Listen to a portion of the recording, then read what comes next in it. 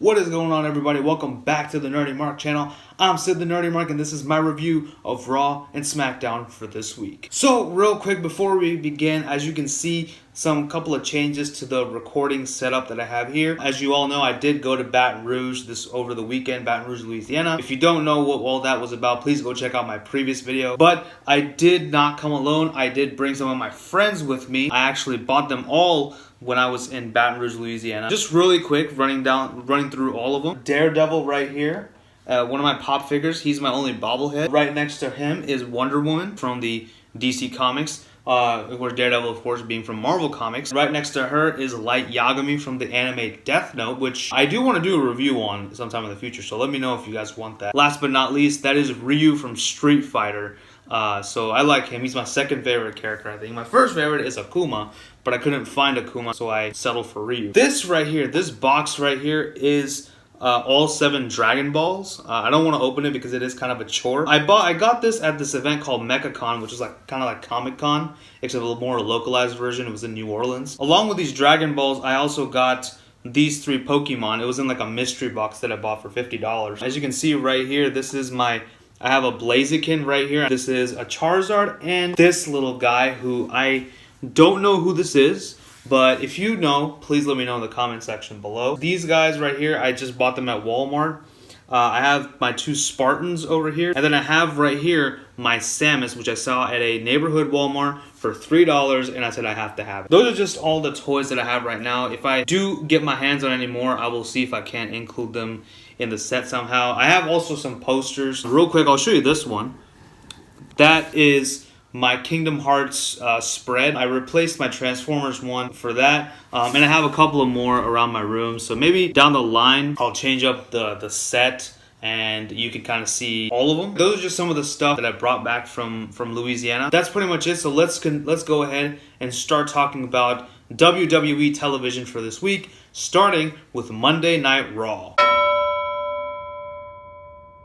So, Raw does begin with a hype package for the Roman Reigns and Bobby Lashley match at Extreme Rules, which for some reason is not an Extreme Rules match. After that, we do have Roman going towards the ring. Bobby Lashley stops him, and he dares Roman Reigns to call him out. So, Roman Reigns does the most intelligent thing in the world, goes into the ring, calls out Bobby Lashley. He comes out, they have a huge brawl. They have a pull-apart brawl. The entire Raw locker room is emptied out, with the exception of like Seth Rollins. Everyone comes out, including Mike Kanellis, who I'm surprised that they're still around, and Zack Ryder for that matter. They all come out, try to pull apart the 2 guys, but it doesn't work. They keep beating each other up. Roman Reigns does this wicked suicide dive from the ring all the way down to the floor, so all the smarks can shut their mouths because Roman Reigns can do flippy stuff. So this was pretty cool. I did enjoy this segment a lot, and I am very intrigued with this match. I know pull-apart brawls are kind of like become a staple for Roman Reigns right now, but you know what? When they use them properly, they do. It's really good. We then awkwardly transitioned into a tag team match in the women's division with Natalya and Nia Jax taking on the Raw Women's Champion Alexa Bliss and her friend Mickie James. And this was a pretty throwaway match in an Extreme Rules match, which is going to be the match between Nia and Alexa. Anything goes. Remember that. This is a pretty okay match. Nothing to write home about. Nothing amazing. The match did end when Nia Jax does hit the leg drop onto Mickie James to win for the babyfaces. Alexa Bliss comes in with a kendo stick, attacks Nia Jax because remember, in an Extreme Rules match, anything goes. Did I mention that? Oh, and did I also mention that Ronda Rousey's buying a ticket to Extreme Rules? Remember that. Alexa Bliss is hitting Nia Jax with the stick. Nia Jax pulls it away from her. Alexa Bliss runs, and Nia breaks it in half, saying that she's going to break Alexa in half. So she basically is Bane from the Dark Knight Rises now. Up next, we did have the most anticipated match ever. Mojo Rawley versus No Way Jose. After 2 weeks of dodging Jose, Mojo Rawley finally gives him the rematch that he wants. And of course, in the conga line, once again, was Allie Recks, hashtag Rex Revolution. Good to see her there. This was whatever. I didn't really care about it. Mojo Rawley won. Whatever. Fine. Oh, he has new theme music, by the way, so that was cool. Oh, by the way, Bobby Lashley has new theme music too, because That's exactly how you make Bobby Lashley more interesting. Up next, the B Team, Bo Dallas and Curtis Axel, continue to make fun of the Raw Tag Team Champions, Woken Matt Hardy and Bray Wyatt. They come out in the ring dressed up as the Deleters of Worlds, and the actual Deleters of Worlds come in and they say that they're no longer amused by this shtick, and they come in and they're going to delete them at Extreme Rules. And so we go into a match between Bo Dallas and Matt Hardy. Bray Wyatt is back from injury. Welcome back, Bray. I did kind of want to see Bray Wyatt and Bo Dallas go at it, but I mean, I guess since, Bray was just recovering from injury, I can understand. But then again, if he was still recovering, he wouldn't have been medically cleared. That means he's okay to wrestle. The match does end in a fluke victory for Bo Dallas. B Team celebrates, and then Matt and Bray do their weird teleportation ring to teleport to the edge of the ring. I don't understand the point of that, but hey, whatever. So the build for this match has been odd, it's to say the least, and not in like the way you expect. Backstage, we did have Tyler Breeze missing his partner Fandango because he has to have surgery, get well soon, Fandango, and he is giving Fashion Police shirts to Liv Morgan and Sarah Logan, who tear the shirts apart and make their way to the ring for Liv Morgan to have her rematch with Ember Moon. And this was decent. I didn't think it was amazing, but it was fine too. It was an okay match as well. It did end with Ember Moon with the roll-up and winning the match again. So I'm guessing on the pre-show, we're going to have Ember Moon versus Sarah Logan. I actually really want to see that match more than Ember Moon and Liv Morgan. I want to see Ember Moon and Sarah Logan interact in the ring. Up next, Elias makes his way into the ring. We haven't seen him in a while because he's recording his new studio album. I'm actually really excited for this. Whenever it does come out, if you guys want me to review it, let me know in the comments below. Baron Corbin joins Elias as he is going to be his tag team partner, and they're going to take on Finn Balor and Bobby Roode. Baron Corbin sings a modified version of Itsy Bitsy Spider, calling it Itsy Bitsy Balor. This sounds very, very eerily familiar to me, and I don't like where this is going. I hope Baron Corbin is not about to get fired. This does bring out Roode and Balor in a pretty nothing match for me. Baron and Elias win. That's pretty much it. The only entertaining thing about this whole ordeal was Baron Corbin singing the Itsy Bitsy Spider. I'm still intrigued by this match, and we'll see what happens on Sunday. So this segment ran throughout the night, so I'm going to go ahead and lump it together here. Kevin Owens did come in a Sami Zayn hoodie, came over to Kurt Angle and took refuge in his office to Kurt Angle's dismay. Later on, Kevin Owens did offer Kurt Angle the last bite of his sandwich, to which Kurt Angle said, "No, I don't want it." Braun Strowman enters the office. Kevin Owens is, of course, visibly scared and he keeps running away from Braun. So Kurt Angle books the match at Extreme Rules. It's going to be Kevin Owens versus Braun Strowman in a steel cage. How am I not surprised that this is the route that they were taking? So continuing the best build of this year, the best feud of the year, Bayley and Sasha.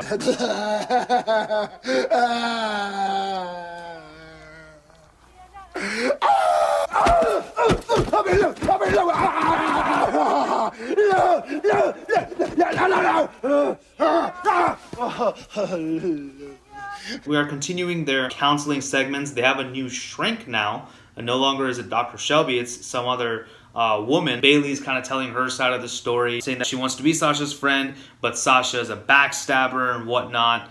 And, I mean, we don't even hear Sasha Banks' rebuttal, but I don't even care anymore at this point. I mean, honestly, just make them be friends again. I'm sorry, WWE. I'm sorry I asked for this feud. I don't want it anymore. Please make them friends again. We then earlier on did have Seth Rollins come out to the ring, cutting a promo on Dolph Ziggler. Dolph and Drew McIntyre come out.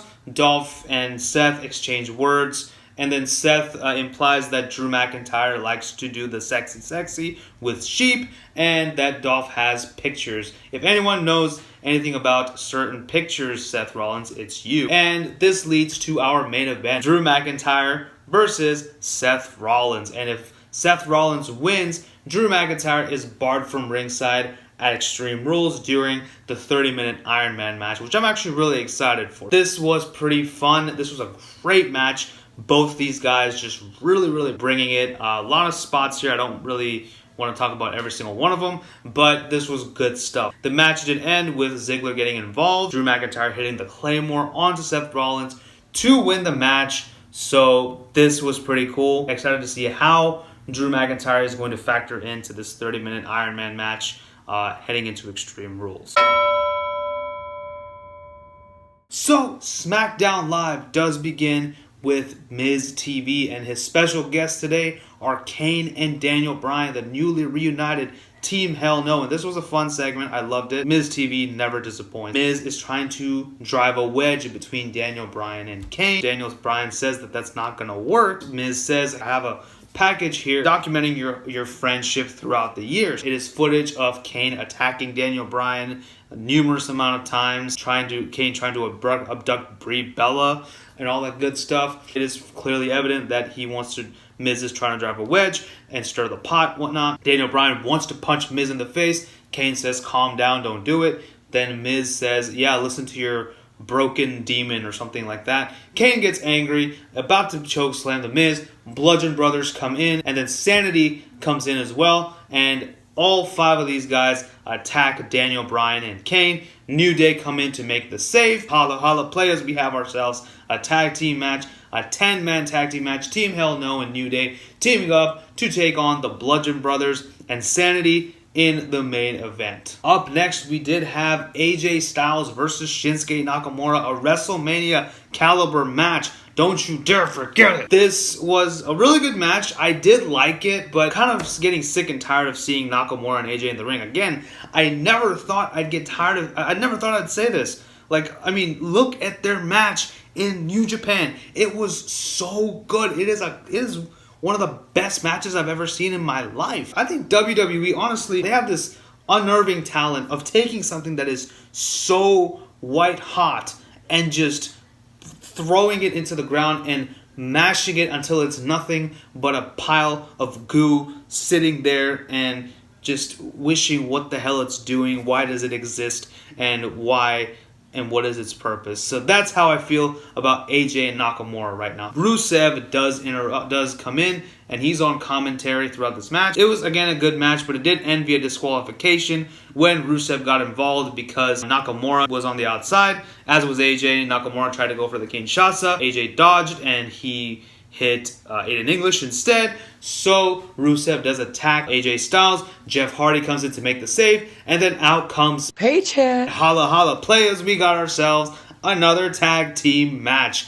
Paige is turning into Teddy Long. May God save our souls. So up next, we do have Jeff Hardy and AJ Styles teaming up to take on Shinsuke Nakamura and Rusev. Rusev Day is in full effect here. It is fantastic. This was still a good match. I really did enjoy seeing all 4 of these superstars interact. Honestly, AJ Styles and Jeff Hardy is like a dream team for me, and also a dream match for me. I would love to see this match. The match does end when Rusev does pin Jeff Hardy for the heels, and it is a happy Rusev Day, but it won't be so happy at Extreme Rules because I do think that AJ Styles is going to win. Up next, we did have James Ellsworth and Asuka in a Battle of the Sexes Part 2, Electric Boogaloo. This time, it's a lumberjack match with all the SmackDown Live women's roster being present. Still very entertaining. This was a lot of fun. Ellsworth does try to escape the match many times. We had some infighting between the lumberjack. Becky Lynch and Naomi eventually catch up to Ellsworth at the entrance ramp. They basically carry him like a corpse and just toss him back in the ring for Asuka to finish the job with the Asuka lock. And then post-match, we do have Carmella getting involved. James Ellsworth sprays some pepper spray or something onto Asuka's eyes, allowing Carmella to hit the super kick onto Asuka, looking tall, and of course continuing to build momentum for this match. Later on, we did have Paycheck interrupt both of them, and James Ellsworth tries to kiss Paige. Disgusting. And this led Paige to say that James Ellsworth will be suspended above the ring in a shark cage. I am intrigued now with this match. I want to see how James Ellsworth will help out Carmella. That's going to be interesting in my opinion. We then had Andrade Cien Almas versus Sin Cara, which was very void of build-up. They tried to build it up in the beginning and set it up as his first feud, but, you know, it didn't really